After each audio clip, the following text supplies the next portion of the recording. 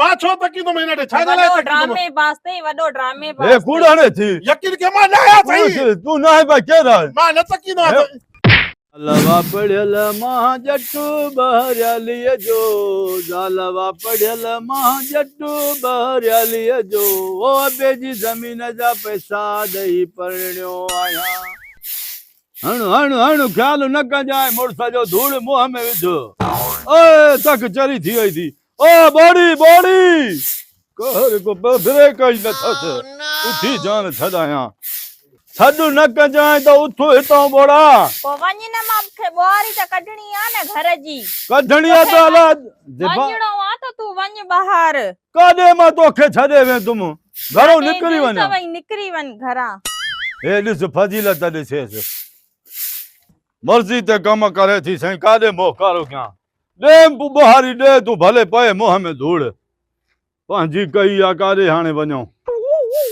मासी मासी यो अम्मा चवे थी तगारी त ॾे काॾो अचे तगारी तांजी मां रोज़ रोज़ तगारी असां काती वठण अचे नाए तगारी हल लटा धंदी अम्मी लटा निकुर धंदी ता नाए तगारी निकुर हल रे हल छोरा हल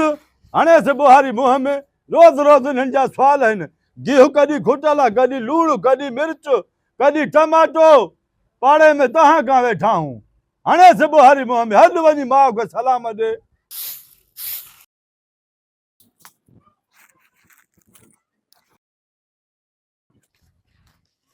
जवेती ओ पिरी तू मुझे सामन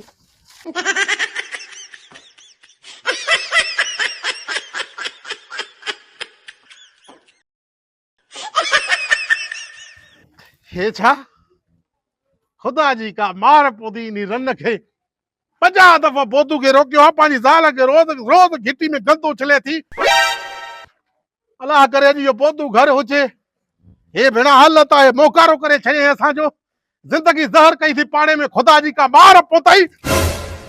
अब्बा रे ओए रे आयु गर्दान बला रे अब्बा अल्लाह अल्लाह अल्लाह अल्लाह अल्लाह अल्लाह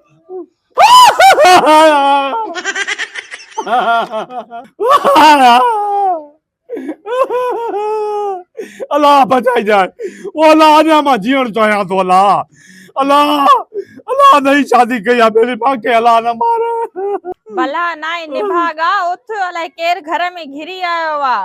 घर में आयो आहे हां उथी जल्दी जाई मोटा भला जाता से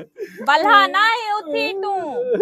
अरे बोतू हे केड़ो तरीको आहे सुनाने दो हे काथो जो इंसाफ आहे अल्लाह बाला मोकारो के दिल में मां छा क्या अल्लाह न कियो आहे तुंहिंजी ज़ाल मूं जो हे मोकारो कयो आहे ओए हे घर में नथो अचो पाड़े में वेठो आहे ज़ाल खे सम्झाए नथो रोज़ घिटी में अचूं था कंहिं महिल जेको आहे सो मिटी उछले थी कंहिं महिल पाणी उछले थी इंसान ऐं जानवर ऐं कुते जहिड़ी शिकिल कई अथई रन खे कुझु हथी को करे हरू भरू पाड़े में शैतानी न कर पुलिस का ईंदो मां ॿधाई थो मां